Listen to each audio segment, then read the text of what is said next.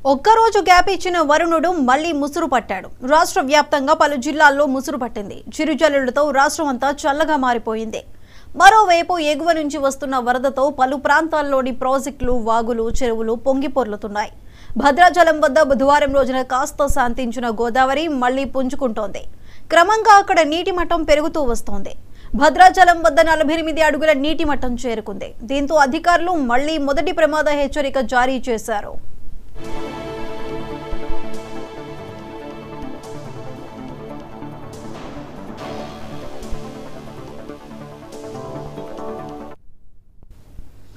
రాష్ట్ర వ్యాప్తంగా పలు జిల్లాల్లో ముసురు పట్టింది. చిరుజల్లులతో రాష్ట్రమంతా చల్లగా మారిపోయింది. అయితే మరోవైపు ఎగువ నుంచి వస్తున్న వరదతో పలు ప్రాంతాల్లోని ప్రాజెక్టులు, వాగులు, చెరువులు పొంగిపొర్లుతున్నాయి. అయితే దీనికి సంబంధించి మరింత సమాచారం మా ప్రతినిధి కాసిం అందిస్తారు.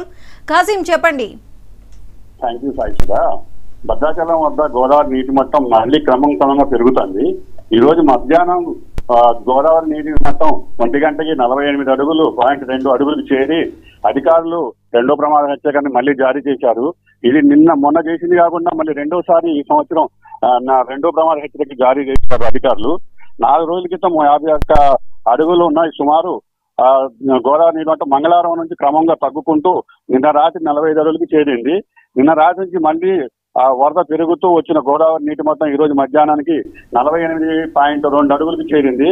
ఎగువ ప్రాంతాల నుంచి వరద నీరు వస్తున్నందువల్ల భద్రాచలం వద్ద ఇంకా నీటి మొత్తం పెరిగే అవకాశం ఉందని కేంద్ర జలవనరుల శాఖ అధికారులు తెలియజేస్తున్నారు. భద్రాచలం ఎగువ ఉన్న తాలిపేరు ప్రాజెక్టు వద్ద ఉన్న 25 గేట్లు ఎత్తేసడం వల్ల నీటిని అధికారులు కిందికి దిగును వదిలేయడం వల్ల భద్రాచలం వద్ద గోదావరి మట్టం క్రమంగా పెరుగుతుంది.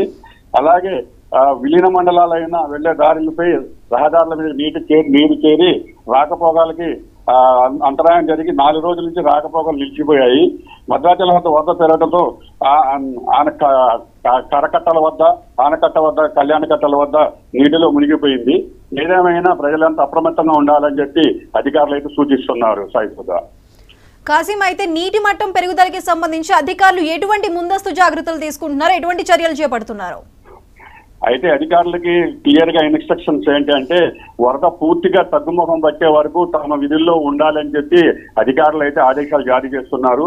ఇంకా ఈ రోజు వరకు కూడా ఉదయం వరకు కూడా మొదటి ప్రమాద హెచ్చరిక జారీ చేయడం ఉండటం వల్ల అధికారులు అయితే ఎటు వెళ్లటం లేదు.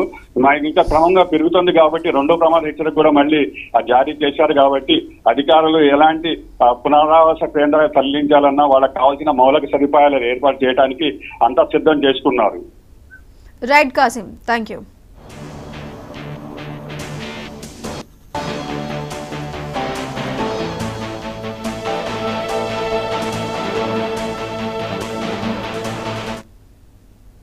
ఢిల్లీ పర్యటన ముగించుకుని